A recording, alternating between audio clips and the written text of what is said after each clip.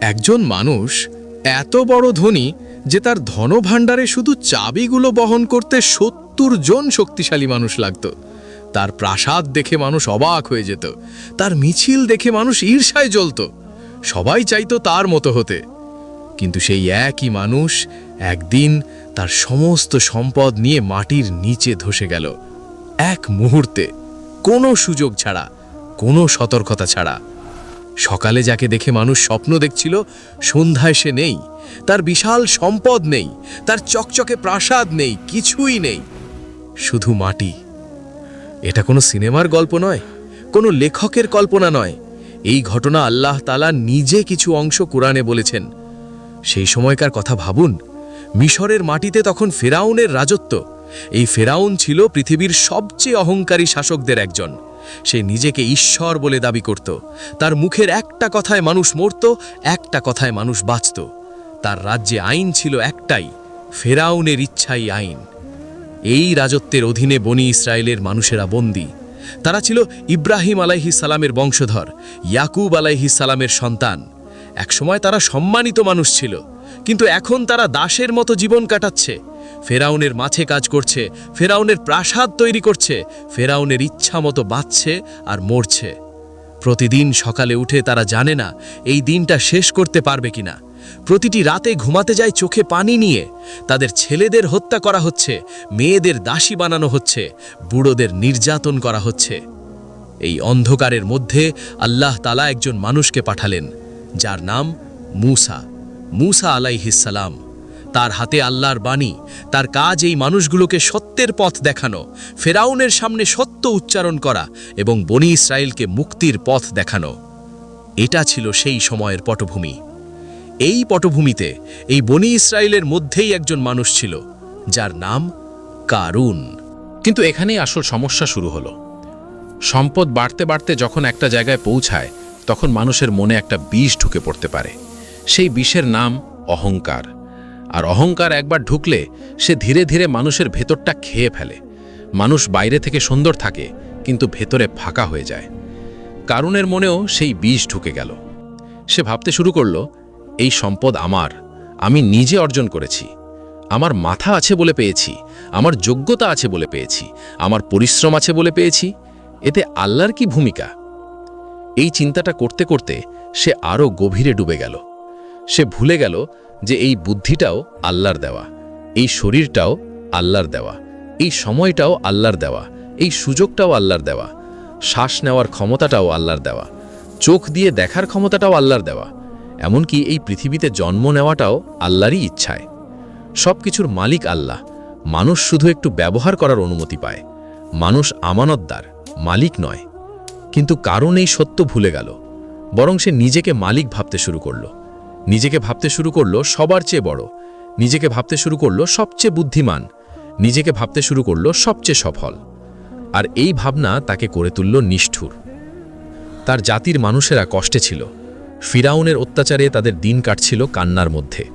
পেটে খাবার নেই, গায়ে ভালো কাপড় নেই, মাথার উপর সুন্দর ছাদ নেই, সন্তানের ভবিষ্যৎ নিয়ে নিশ্চয়তা নেই। কারুনের সেদিকে কোনো নজর ছিল না। সে তার সম্পদ নিজের জন্য জমিয়ে রেখেছিল, ভাণ্ডারের পর ভাণ্ডার ভরছিল, কিন্তু পাশের মানুষটা যদি না খেয়ে থাকে সেটা তার কাছে কোনো বিষয় ছিল না। তার জাতির মানুষেরা যখন কষ্টে আছে তখন সে বিলাসিতায় মগ্ন। তার দরজায় যদি কোনো গরিব আসত সে মুখ ফিরিয়ে নিত, দুঃখী মানুষের দিকে সে ফিরেও তাকাত না। এই ছিল কারুন, ধনী, অহংকারী, নিষ্ঠুর, আল্লাহর প্রতি কৃতজ্ঞ। তখন তার জাতির মধ্য থেকে কিছু জ্ঞানী মানুষ এগিয়ে এলেন। এই মানুষগুলো ছিলেন সত্যিকারের জ্ঞানী। তারা আল্লাহকে ভয় করতেন, পরকারের কথা সবসময় মনে রাখতেন। দুনিয়ার চাকচিক্যে তারা ধোঁকা খাননি। তারা জানতেন সত্যিকারের সাফল্য কোথায়। এই মানুষগুলো কারুনকে ভালোবাসতেন। তারা চাইতেন কারুন ভালো থাকুক, শুধু এই দুনিয়ায় নয়, পরকালেও। তারা চাইতেন কারুন এই ভয়ানক পরিণতি থেকে বেঁচে যাক। তাই তার কাছে গেলেন, মায়া দিয়ে, মমতা দিয়ে সুন্দর ভাষায় কথা বললেন। তারা বললেন, কারুন, আমাদের কথা একটু শোনো। তুমি যে সম্পদ পেয়েছ এটা আনন্দের বিষয়। আল্লাহ তোমাকে দিয়েছেন, এটা তার অনুগ্রহ। কিন্তু এই সম্পদ নিয়ে অহংকারে ডুবে যেও না। মনে রেখো, আল্লাহ অহংকারীদের পছন্দ করেন না। তারা আরও বললেন, আল্লাহ তোমাকে এত সম্পদ দিয়েছেন, এই সম্পদ দিয়ে পরকালের ঘর তৈরি করো, দান করো, মানুষের উপকার করো, গরিবের পাশে দাঁড়াও, যাদের কিছু নেই তাদের দিকে হাত বাড়াও। তারা বললেন, দুনিয়াকে একেবারে ছেড়ে দিতে বলছি না, দুনিয়া থেকেও তোমার অংশ নাও, ভালো খাও, ভালো থাকো, এটা দোষের না, কিন্তু পরকালের কথা ভুলো না। তারা বললেন, আল্লাহ তোমার প্রতি যেমন দয়া করেছেন, তুমিও মানুষের প্রতি দয়া করো, আল্লাহ তোমাকে যেমন দিয়েছেন তুমিও দাও। পৃথিবীতে অশান্তি ছড়িও না, ফ্যাসাদ তৈরি করো না, আল্লাহ ফ্যাসাদ সৃষ্টিকারীদের পছন্দ করেন না। এই কথাগুলো ছিল সোনার চেয়ে দামি, হীরের চেয়ে মূল্যবান, কারণ এই কথাগুলো সত্য ছিল। এই কথাগুলো কারুনের জীবন বদলে দিতে পারত, এই কথাগুলো কারুনকে বাঁচাতে পারত। কিন্তু কারুন কি করল? সে হাসল। শুধু হাসল না, তাচ্ছিল্যের হাসি, বিদ্রুপের হাসি, অহংকারের হাসি। তারপর বলল, তোমরা আমাকে শেখাতে এসেছ? তোমরা জানো আমি কে? এই সম্পদ আমার কাছে আছে কারণ আমার মেধা আছে, আমার যোগ্যতা আছে, আমার জ্ঞান আছে। এটা আমার নিজের অর্জন, আমার নিজের পরিশ্রমের ফল। তোমাদের পরামর্শের দরকার আমার নেই। কুরআনে আল্লাহ তাআলা কারুনের এই কথা নিজেই উল্লেখ করেছেন। কারুন বলেছিল, এই সম্পদ আমাকে দেওয়া হয়েছে কেবল আমার নিজের জ্ঞান ও দক্ষতার কারণে। জ্ঞানীরা চলে গেলেন, মন ভারী করে, বুকে কষ্ট নিয়ে, চোখে পানি নিয়ে, কারণ তারা বুঝতে পারছিলেন কারুন এখন কোন পথে হাঁটছে এবং সেই পথের শেষে কি আছে। দিন যায়, রাত যায়, কারুনের অহংকার কমে না, বরং বাড়তে থাকে। সম্পদ যত বাড়ে, অহংকার তত বাড়ে, অহংকার যত বাড়ে, আল্লাহ থেকে তত দূরে সরে যায়, আল্লাহ থেকে যত দূরে সরে যায়, মনের অন্ধকার তত ঘন হয়। কিন্তু কারুন এটা বুঝতে পারছিল না।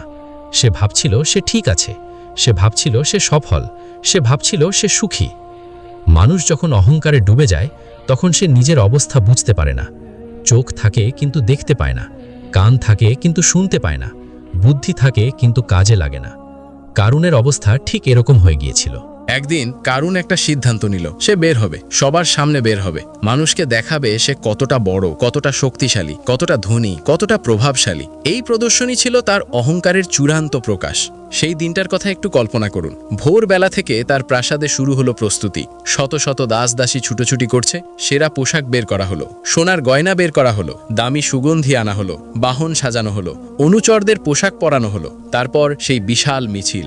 সামনে কারুন, পরনে এমন পোশাক যা দেখে চোখ ধাঁধিয়ে যায়, গায়ে এমন অলংকার যার দাম একটা দেশের সম্পদের সমান, চোখে অহংকারের দৃষ্টি, মুখে গর্বের হাসি, পেছনে তার অনুচরদের দল, তাদের পোশাকেও জাঁকজমক, পতাকা উঠছে, বাতাসে সুগন্ধি ভাসছে। এই মিছিল রাস্তায় নামলো। রাস্তার দুপাশে মানুষ দাঁড়িয়ে গেল, কেউ কাজ থেকে থামলো, কেউ ছাদ থেকে উকি দিল, কেউ ভিড় ঠেলে সামনে আসার চেষ্টা করলো। সবার চোখে বিস্ময়। এই মিছিল দেখে মানুষের মধ্যে দুটো সম্পূর্ণ আলাদা প্রতিক্রিয়া হলো।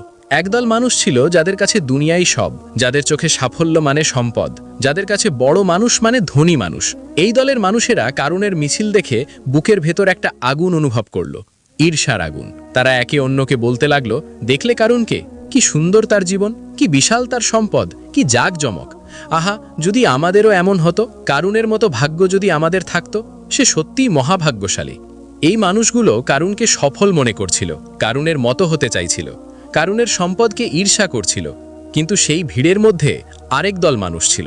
তারা চুপ করে দাঁড়িয়ে দেখছিল। তাদের চোখে বিস্ময় ছিল না, ঈর্ষা ছিল না, তাদের চোখে ছিল একটা গভীর দুঃখ, একটা শান্ত উপলব্ধি।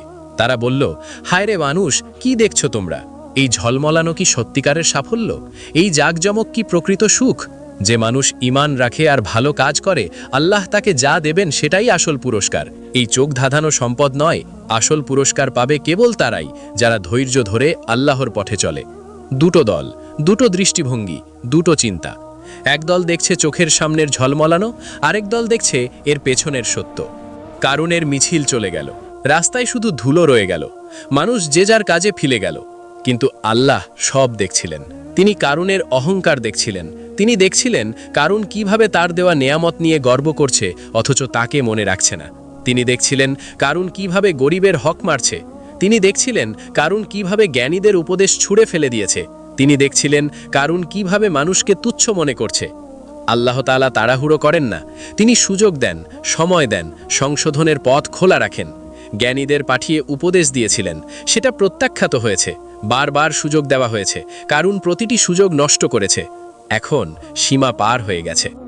এরপর যা হলো তা পৃথিবীর ইতিহাসে অভূতপূর্ব। কোনো বড় যুদ্ধ হলো না, কোনো মহামারী আসলো না, কোনো ভয়াবহ বন্যা আসলো না, কোনো বড় বাহিনী আসলো না। শুধু আল্লাহ একটি আদেশ দিলেন মাটিকে, এবং মাটি সেই আদেশ মানল। কারুনের প্রাসাদের নিচের মাটি নড়ে উঠল, ধীরে ধীরে দেবে যেতে লাগলো। প্রাসাদের দেয়ালে ফাটল ধরল, মেঝে কাঁপতে লাগলো। ভেতরে থাকা সোনার পাত্র, রূপার থালা, মূল্যবান পাথর, চাবির ভারী থলে সবকিছু একসাথে নিচে যেতে লাগলো। এবং কারুন তার সমস্ত ধনভাণ্ডার, তার বিশাল প্রাসাদ সবকিছু সমেত মাটির নিচে ধসে গেল চিরতরে। আল্লাহ তাআলা কুরআনে এই ঘটনা বলেছেন মাত্র একটি বাক্যে, ফাখাসাফনা বিহি ওয়া বিদারিহিল আরদ। আমি তাকে এবং তার বাড়িকে মাটিতে ধসিয়ে দিলাম। একটি বাক্য, কিন্তু এই একটি বাক্যে এমন একটি ঘটনার বিবরণ আছে যা পড়লে বুকের ভেতর কিছু একটা নড়ে ওঠে। সকালে যে মানুষ রাজকীয় মিছিল নিয়ে রাস্তায় বেরিয়েছিল সে মাটির নিচে চলে গেল। যে প্রাসাদ দেখে মানুষ অবাক হতো সেটা নেই, যে সম্পদ দেখে মানুষ ঈর্ষান্বিত হতো সেটা নেই, যে চাবির বোঝা ৭০ জন মানুষ বহন করত সেটা নেই, কিছুই নেই। শুধু মাটি, সমতল মাটি, যেন কখনো কিছু ছিল না।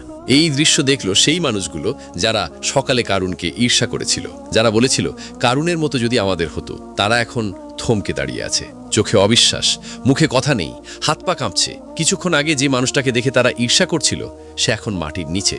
কিছুক্ষণ আগে যে সম্পদ দেখে তারা আহা করছিল সেটা এখন মাটির নিচে। কিছুক্ষণ আগে যার জীবন দেখে তারা নিজেদের জীবনকে তুচ্ছ মনে করছিল সে এখন নেই। তারা ধীরে ধীরে কথা বলল। কুরআনে আল্লাহ নিজে সেই কথা লিখে রেখেছেন। তারা বলল, হায়, আল্লাহ তার বান্দাদের মধ্যে যাকে চান বেশি রিজিক দেন, যাকে চান কম দেন। এটা আল্লাহর ইচ্ছা, কোনো মানুষের যোগ্যতার প্রশ্ন নয়। যদি আল্লাহ আমাদের ওপর দয়া না করতেন তাহলে আমাদেরও মাটিতে ধসিয়ে দিতেন। হায়, যারা আল্লাহকে অস্বীকার করে তারা কখনো সফল হয় না। এই কথাগুলো বলতে বলতে তাদের চোখে পানি এলো, তারা বুঝলো, কিন্তু অনেক দেরিতে। আর সেই জ্ঞানী মানুষগুলো যারা কারুনকে ঈর্ষা করেননি, যারা সকালে কারুনের মিছিল দেখে বলেছিলেন সত্যিকারের পুরস্কার তার যে ঈমান রাখে এবং ভালো কাজ করে, তারাই এই দৃশ্য দেখলেন। তাদের মনে কোনো উল্লাস নেই, কোনো আমিই বলেছিলাম গর্ব নেই। তাদের মনে আছে শুধু একটা গভীর বেদনা। একজন মানুষ ধ্বংস হয়ে গেল, এটা দেখা যন্ত্রণার, কিন্তু সাথে আছে একটা শান্তিও। এই শান্তি আসে যখন মানুষ বুঝতে পারে যে আল্লাহর কথাই সত্য, আল্লাহর বিচারই চূড়ান্ত। দুনিয়ার ঝলমলানো কখনো আসল সত্য নয়। এই হলো কারুনের গল্প।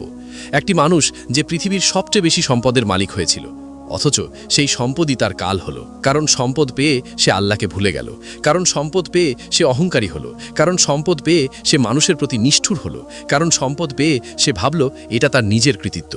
আর যে মানুষ আল্লাহকে ভোলে, আল্লাহ তাকে এমনভাবে মনে করিয়ে দেন যা পৃথিবীর মানুষ কখনো ভুলতে পারে না। এই গল্পের সবচেয়ে কষ্টের জায়গাটা কোথায় জানেন? কারুনের কাছে সুযোগ ছিল, সে চাইলে পারত। সে চাইলে সেই সম্পদ ব্যবহার করে পৃথিবীর সবচেয়ে উপকারী মানুষদের একজন হতে পারত। সে চাইলে সেই সম্পদ দিয়ে তার কষ্টে থাকা জাতিকে সাহায্য করতে পারত। সে চাইলে আল্লাহর শুকরিয়া আদায় করে দান সদকা করতে পারত। সে চাইলে জ্ঞানীদের উপদেশ মেনে জীবন বদলে নিতে পারত, কিন্তু সে করেনি। অহংকার তাকে করতে দেয়নি। আর এটাই অহংকারের সবচেয়ে ভয়াবহ দিক। অহংকার মানুষকে সুযোগের সামনে দাঁড় করিয়েও সুযোগ নিতে দেয় না, ভালোর দরজা খুলে দিয়েও ভেতরে ঢুকতে দেয় না, সত্যকে চোখের সামনে রেখেও দেখতে দেয় না। ভিডিওটি ভালো লাগলে লাইক ও শেয়ার করুন এবং ইসলামের এমন আরও সত্য ঘটনা জানতে আমাদের চ্যানেলটি সাবস্ক্রাইব করে সাথেই থাকুন। দেখা হবে পরবর্তী ভিডিওতে। আল্লাহ হাফিজ।